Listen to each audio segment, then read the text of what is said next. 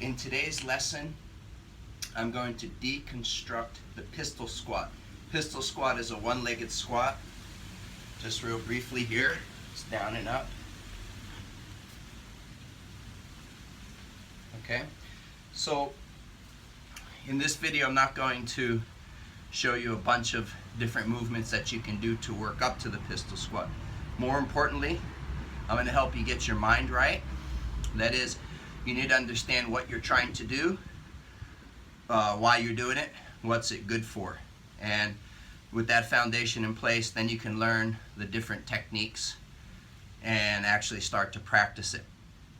And you need to be able to own it. It's not something to just try to squeeze out one sloppy rep and say, yay, I did a pistol. Rather, it's a movement pattern and it's a movement skill. So when I say own it, it means you can do it. Okay, so I own it. Okay, and that's owning. You can do it whenever you want. So, a couple things you need to understand. First of all, a squat is a squat is a squat. That means 2 legs, 1 leg, wide base, narrow base. A squat's a squat. And so when you stand on 1 leg, it doesn't really change that fact. It doesn't all of a sudden become something different.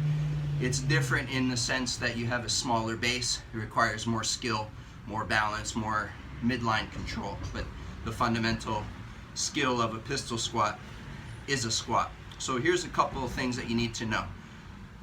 Center of mass over base of support. Center of mass, that's this region, okay, the center of your body mass. Base of support is where you're standing. So the relationship of center of mass over base of support, we want that vertical alignment because gravity enacts a vertical pull on our body. Okay, so we want that vertical alignment. The base of support will change. It can be wide, it can be narrow, it can be very narrow, it can be close to the ground, it can be far from the ground. The fundamental idea, center of mass over base of support, that gives us balance. If we lose that relationship, that's a loss of balance. So whether I'm here, or here, or here, here, okay, whatever the position, center of mass, vertically aligned over that changing base of support. Okay, so that's the first thing you need to know. Next thing you need to know, the squat's a squat. So the squat initiates at the hips. It does not initiate at the knee. You're not doing this and sliding forward. Rather, you're sitting back like you're sitting into a chair, something everybody knows how to do. I have some theories as to why the one-legged squat gives a lot of people trouble, and I want to get into the practice. Basic theory is that fear of the unknown. Okay, all fear comes from fundamentally one source. It's the fear of the unknown.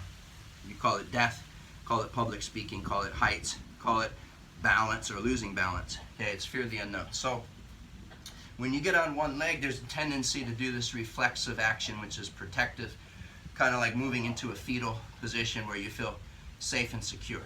Okay, so that's already creates a faulty movement pattern. When I start coming forward, I already mess everything up, the whole chain, and then I end up getting something like this. Instead, I need to sit back, just like I'm sitting in a chair. So let me show you how the one-legged squat actually works, and then if you have questions or requests, put those in the comments, and I'll try to address your questions one by one in a logical order, sharing some different progression skills that you can work on. Okay, so when I say a squat's a squat, in a squat, we're sitting back such that if I were to sit any further, I would actually lose my balance and fall back. Okay, so I would literally, I'm falling. Okay, so you see that the squat is here. And then depending on the flexibility in your joint angles, you may be more upright, you may be tilted, but the basic idea is the hips are initiating, the knees are secondary, and you have those knees over the feet in that vertical alignment. Okay, this is a stable base. And so observe the difference, or actually the similarity between a 2-leg squat and a 1-leg squat. So here's a 2-leg squat. I sit back and down. Now, I shift my center of mass into this base of support, and I stand up, okay? And again, I sit back and down 2 feet, I stand up, down, up, down, up, down, up. So you see it's actually the same. The movement pattern doesn't change, the base gets smaller, okay? So again, down, up, down, up, down, up, and back and forward, okay? And we see the same here, okay? So down and up and down and up and down and up and down and up. So you see I'm not coming forward with the knee, I'm sitting back with the hip, okay? So that's really the first thing that you need to understand. Get some clarity, understand what you're trying to do. As far as the why, well, extremely functional. If you read internet forums, you may hear guys harping on about how it's just a circus trick. Strong winds today.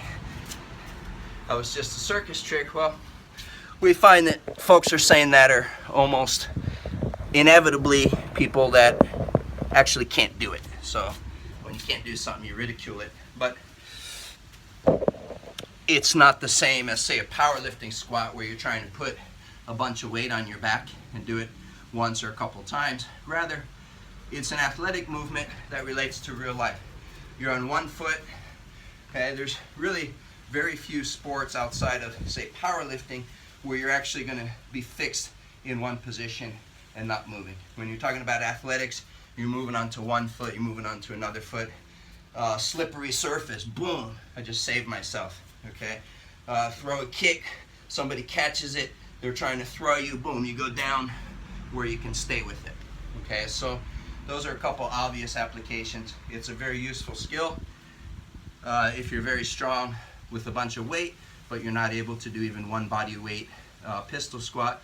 Then again, there's a weak link there for you. It's going to help your overall athleticism.